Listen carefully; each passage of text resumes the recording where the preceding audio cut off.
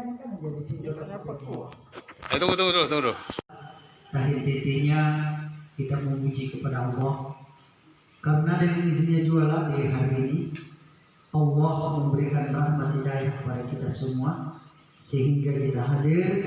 Karena yang bukan kehadiran kita, insya Allah tentunya akan menerima mahasiswa dari Universitas Negeri Makassar, Fakultas Ilmu Pendidikan jurusan Psikologi Pendidikan dan Bimbingan untuk melaksanakan magang selama kurang lebih 2 bulan.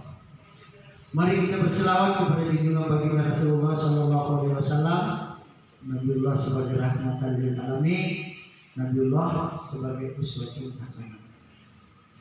Bapak Kepala Kantor Urusan Agama Kecamatan Palage yang kami hormati dan kami muliakan, seminggu kemarin surat dari mahasiswa dari Universitas Negeri Makassar, Fakultas Ilmu Pendidikan jurusan Psikologi Pendidikan dan Bimbingan menemui kami untuk melaksanakan magang di Kantor Urusan Agama Kecamatan Palangga.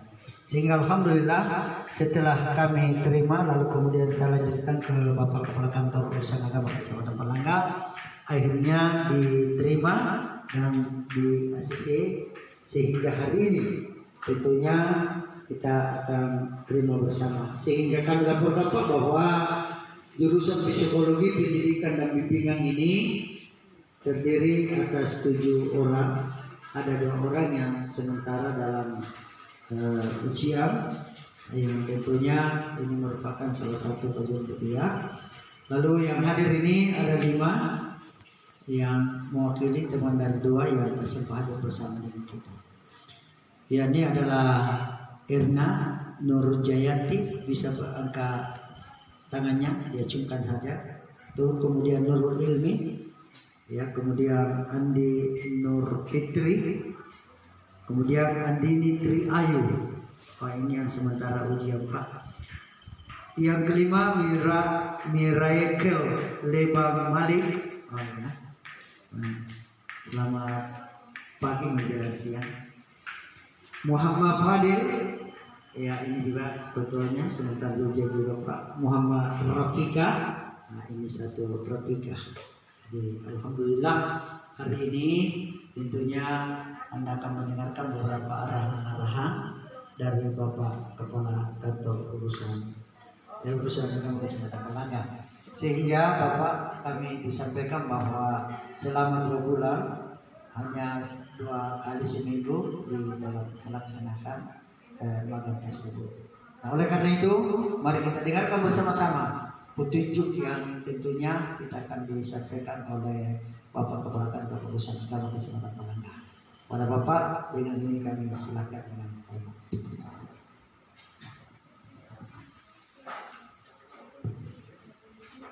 Bismillahirrahmanirrahim. Assalamualaikum warahmatullahi wabarakatuh. Alhamdulillahirabbil allazi 'allama bil qalam 'allamal insana ma lam ya'lam. Asyhadu an la ilaha illallah wahdahu la syarika lahu wa asyhadu anna Muhammadan abduhu wa rasuluh. Allahumma shalli ala sayyidina Muhammad wa ala ali sayyidina Muhammad. Amma ba'd. Pertama-tama marilah kita selalu memanjatkan rasa syukur kita kepada Allah Subhanahu wa taala yang mana pada pagi hari ini menjelang siang kita berkumpul di sini dalam rangka menerima adik-adik anak-anak PKL dari Universitas Negeri Makassar yang berjumlah 7 orang. Ini yang patut kita syukuri karena tidak semua orang diberikan kesempatan untuk melakukan seperti ini. Banyak orang yang mampu tetapi secara ekonomi tidak diberikan kesempatan untuk menempuh pendidikan yang lebih tinggi. Jadi ada perlu bersyukur terutama kita semua sebagai umat manusia. La in sakartum la azidannakum wa la in kafartum innal azaba syadid. Jadi ketika kita mempunyai di dalam diri kita selalu rasa syukur, baik dalam pikiran kita untuk selalu berpikir untuk bersyukur atas apa yang kita pikirkan, bahwa semua ini adalah merupakan anugerah yang diberikan kepada kita semua dari Allah Subhanahu wa Ta'ala. Kemudian aktivitas kita diberikan kekuatan, kesehatan, kemampuan secara berpikir, kemampuan secara hati, dan semua yang perlu kita syukuri kepada Allah Subhanahu wa Ta'ala. Tak lupa kita mengucapkan salam dan taslim atas Rasulullah Muhammad SAW yang telah menjadi contoh tauladan bagi kita semua, yang menjadi motivator. Ruang publik sekarang ini terbuka, jadi bukan sekedar hanya kumpulan kelompok masyarakat yang kita lihat secara nyata, tetapi ada ruang publik yang sekarang ini yang kita genggam, itu ruang publik yang secara digital. Kita masuk tanpa kita pernah bertemu dengan orang-orang di ruang publik itu. Kita tidak tahu siapa, dari mana, kemudian kita berkomunikasi. Kemudian kita menyampaikan berbagai ide-ide, itu sudah masuk di ruang publik. Nah, ini yang perlu adik-adik sekalian, karena ini ruang publik sudah terbuka secara digitalisasi, maka perlunya ada di dalam diri kita sebagai filterisasi. Jadi tidak semua itu ruang publik yang memang kita harus buka secara vulgar, tetapi memang kita sebagai orang yang berilmu harus memang berpikir untuk menyampaikan sesuatu di ruang-ruang publik, baik itu WA, WhatsApp, FB, Instagram, itu semua. Kenapa? Ketika kita mengadakan sebuah kritikan atau ketika kita membuat sebuah pernyataan, ini yang kita hadapi bukan orang kita kenal. Beda dengan lingkungan-lingkungan yang zaman dulu kita berkumpul dalam suatu komunitas, kita tahu anaknya siapa, dari mana, kita tahu. Mungkin tidak tersebar kemana-mana. Kalau ada kesalahan, ya mungkin saling memaafkan bisa dengan cara dekat, tetapi kalau ruang publik ini yang perlu kita hati-hati. Jadi adik-adik ini ke depan akan mengalami suatu perubahan global yang lebih terbuka. Tentunya dengan adanya kita di sini di Kawa, ini sebagai gambaran bahwa dengan kita berada di Palangga ini akan menjadikan kita bekal untuk menjadi sebuah filterisasi di dalam kehidupan sosial yang lebih jauh ke depan. Jadi perlu saya sampaikan di sini bahwa di Palangga itu semua kompetensi dari segi pembinaan dan pelayanan itu ada. Jadi ada namanya front office. Jadi dia sudah sebagai representatif untuk menerima apa keinginan daripada masyarakat yang ada, apa yang ingin dilayani, apa solusinya, kemana saya harus mengajukan ini berkas, itu dalam segi administrasi. Jadi ada namanya bentuk pelayanan. Nah, itu front office. Kalau misalnya dia mau menikah, KUA mengatur tentang pernikahan itu, ditujukanlah alur-alur pernikahan itu dan mengarahkan kepada penghulu. Jadi penghululah yang mengatur terkait dengan masalah pernikahan yang dicatatkan. Jadi saya katakan di sini dicatatkan bahwa KUA ini hanya menerima pernikahan-pernikahan yang dicatatkan.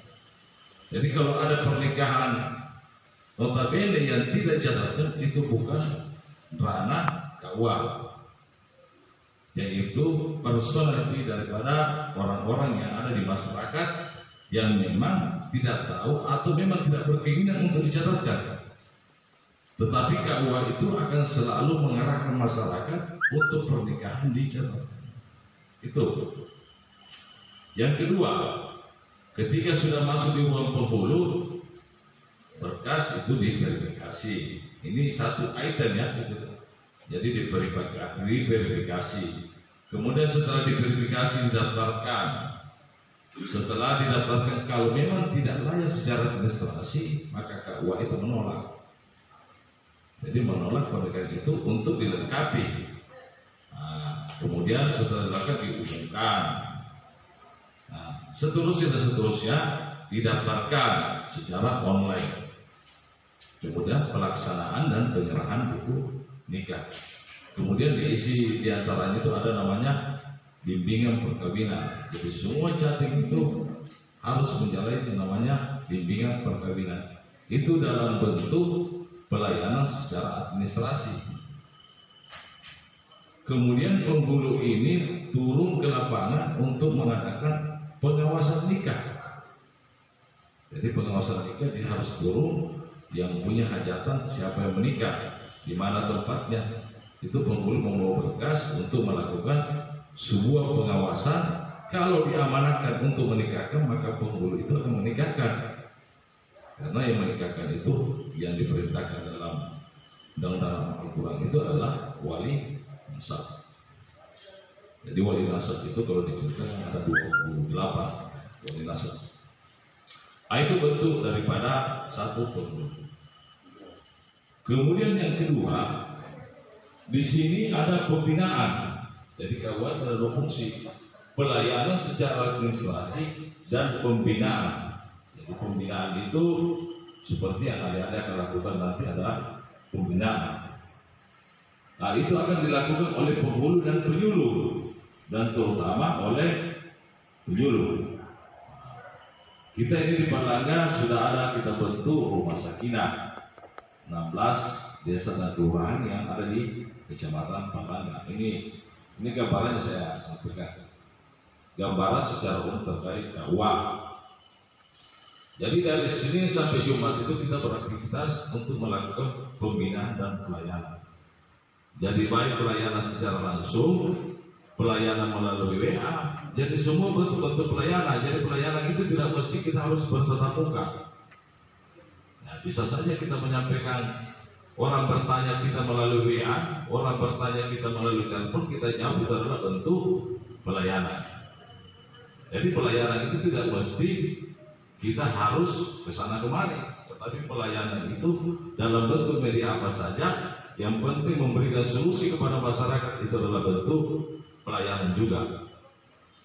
Penyuluh di Palangga itu ada 9.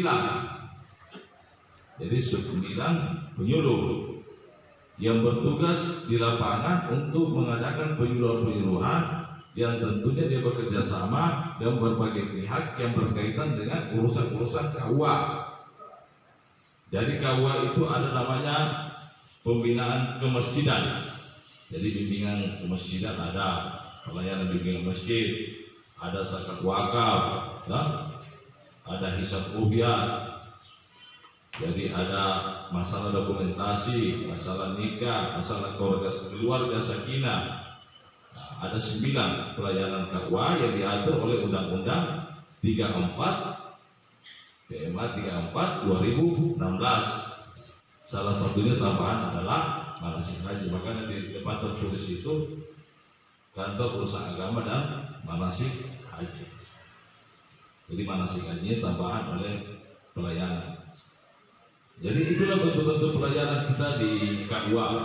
Jadi ada namanya operator. Operator itu yang menangani masalah semua bentuk-bentuk pencatatan nikah, itu ditangani khusus oleh operator. Ada juga yang ditangani masalah keagamaan, itu namanya Ustaz Khadam. Semua pelayanan bentuk keagamaan, misalnya perizinan majelis taklim, perizinan PPKUI, zakat wakaf, perizinan silsilah, nah, itu semua ditangani oleh Bapak Haji Ustaz Khadam.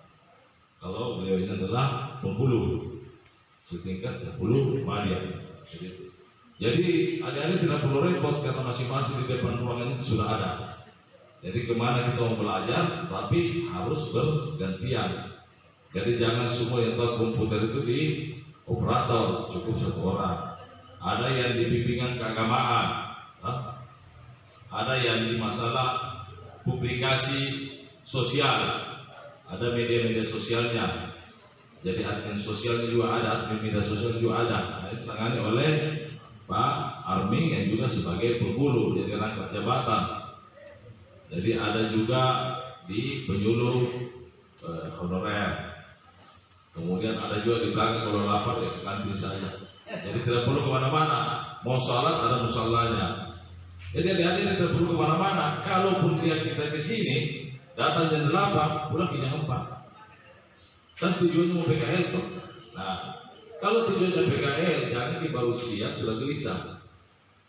Jadi memang fokus sehingga kalau kita keluar dari KUA itu paling tidak tahu yang namanya bagaimana kita ini masuk di dunia kerja. Oh, KUA ini gambarnya seperti ini, tidak jauh beda lah dengan misalnya kantor kepolisian di mana, cuma secara administrasi yang berbeda. Kemudian ruang-ruang pekerjaannya yang berbeda, tetapi tujuannya sama adalah pembinaan dan pelayanan terhadap masyarakat. Itu ada sekalian. Sama dengan guru yang akan tentu ke depan itu akan menjalani ruang-ruang publik, pembinaan terhadap anak didik, bagaimana yang TK kita misalnya kalau SD, SMP apa semua itu semua akan kita jalani. Jadi tujuan PKL itu adalah pembelajaran sejak awal sebelum memasuki ruang yang betul-betul ruang dunia kerja. Jadi jangan berpikir bahwa setiap yang kita kerja itu tujuan PNS. Sekarang harus ini sarjana, harus mindsetnya berpikir berubah. Jangan selalu bahwa setiap kita sarjana kita berpikir harus menjadi PNS. Tetapi kalau kita punya kemampuan itu bisa membuka misalnya konsultasi pendidikan itu ada. Jadi konseling masalah pendidikan sekarang psikologi kan sudah buka, sudah lama masalah psikiater apa semua sudah buka. Semua ini tergantung jurusan di mana kita berada saat ini. Itu ada sekalian. Jadi tujuan kita PKL betul-betul ada nilai tambah. Jadi jangan kita datang kosong ke KUA, pulang juga bawa kosong.